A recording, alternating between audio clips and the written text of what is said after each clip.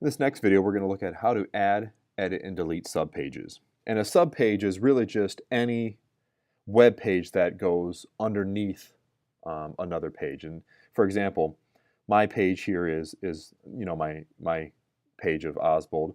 The subpages are the pages that are underneath this, which are the calendar, the contact me, the courses, and the lesson plans. Just to get some terminology down, the parent page, so if I'm on the calendar page here, the parent page to the calendar page, which is the one above it, is the Oswald page. And the parent page to the Oswald page is the staff directory page, because the Oswald page, along with all the other teacher pages, falls underneath staff directory here. All right, so if I want to create, either add a new subpage or delete one, editing one actually is just general web page editing, where you just come up, go to page properties, and do checkout edit. So that's, you've already learned that. I'm going to look at the courses page here. So for example, in this example, I'm saying I'm teaching world history and US history. Well, here's a general course overview, and I suggest that you have this on here. But if you wanted to have a full web page dedicated to a course, you would then create a subpage underneath courses. So if I wanted to do that, I would be on my courses page, go to page properties, and do add new page. Now there's a lot of options here. Honestly, you're almost always going to want a content space page, and that's all I'm going to talk about in this one. There's a few other options here for external links and forms and whatever. If you want to learn more about that, let me know, and be happy to show you how to do that or make a video showing how to do that. But we're going to do a content space, which is your generic web page. So click on that. Now it's going to ask you to put in, a title. I want to call this one, I'll say US history.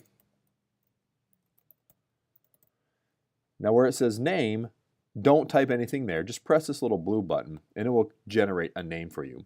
And pretty much what this means is this is the title that people are going to see.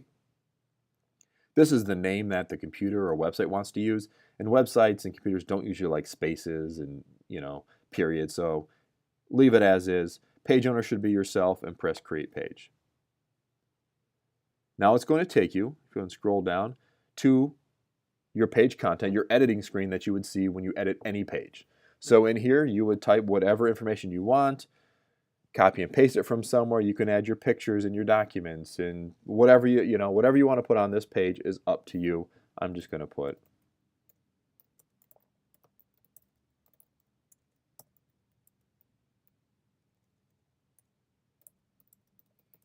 something here.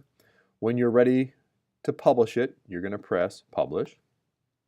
It's going to ask if you want to change your page status from hidden to publish. You're going to press yes. And now you'll notice you're on this page. If I go back to my page, underneath courses, there's one called US history. So that's how you would do that. If I wanted to add another page underneath courses called world history, I would go back to the parent page, which is the courses page. I'm there now. Page properties, add a new page, content space, the same thing we just did. Call it world history. Click the blue button to generate the name, then press create. Add your content, and press publish. We've talked about this before, but if you're working on a page and you don't want it to go live yet, just hit save draft. Nobody will be able to see it, but when you come back and edit it, you'll be able to see keep editing it, and when you're ready to publish it, hit publish. Hit change status yes. And now we have two pages underneath our courses. Okay, so that's how you add subpages.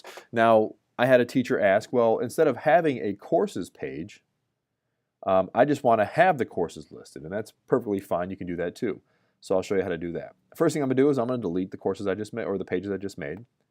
Go back to courses. One thing I do want to say though is if you are going to put your courses pages underneath this courses page, this page is going to be here, so I would leave the general overview on courses and then have your subpages underneath. All right, but I want to delete these two, so I'm going to go to the parent page, which is courses. delete, go to Page Properties, Manage Subpages. And actually, before I delete, I want to just show you one thing. If you want to change the order of the pages, if I wanted to say World History to be first and then U.S. History, go to Manage Subpages, Page Order, and then you can just drag them in the order you want them, and hit Update, and it'll put them in that order. Just a minor thing, but I'm going to delete, so I'm going to go to Page Properties, Manage Subpages, and choose Page Status. If I want to delete a page, click on it, or click on Multiple, press Archive, press OK, and then you can close this window.